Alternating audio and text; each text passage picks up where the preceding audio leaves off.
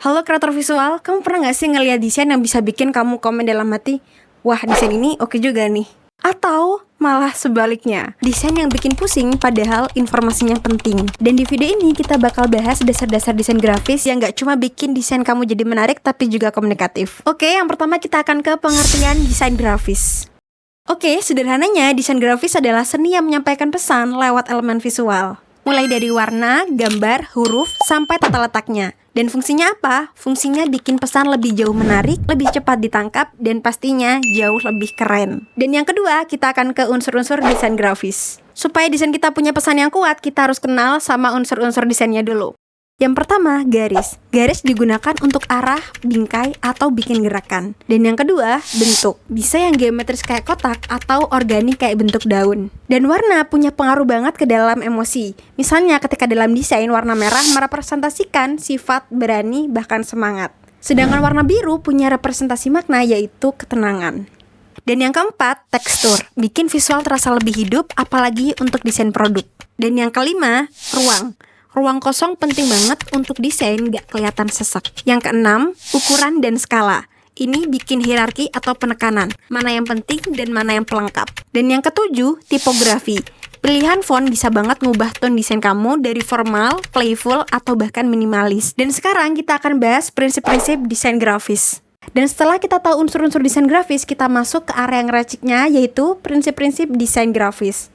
Yang pertama, kontras, supaya elemen utama lebih stand out dari yang lain. Yang kedua, balance atau keseimbangan, bisa simetris yang rapi atau asimetris yang dinamis. Dan yang ketiga, empasis atau penekanan. Di sini kita akan ngelihat mana elemen yang pertama kita lihat. Dan yang keempat, repetisi. Ini bikin desain kelihatan lebih konsisten dan terstruktur. Dan yang kelima, proporsi. Hubungan ukuran antar elemen biar harmonis. Dan yang keenam, irama, yaitu pengulangan yang bikin desain terasa mengalir. Dan yang ketujuh, kesederhanaan.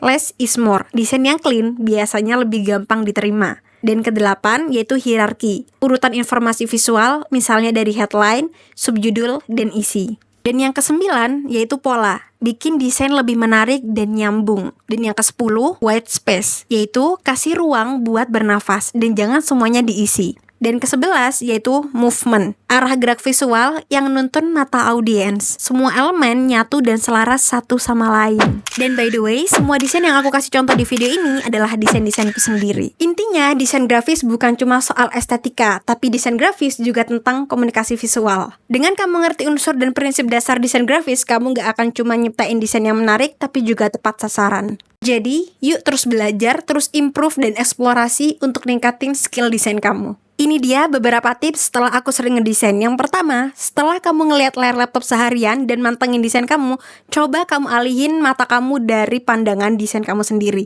Setelah itu, kamu cek di 5 detik pertama apa yang kamu lihat dan kamu bisa menilai desain kamu estetik, menarik, atau bahkan komunikatif, atau bahkan sebaliknya. Dan yang kedua, kamu bisa posisikan diri sebagai audiens.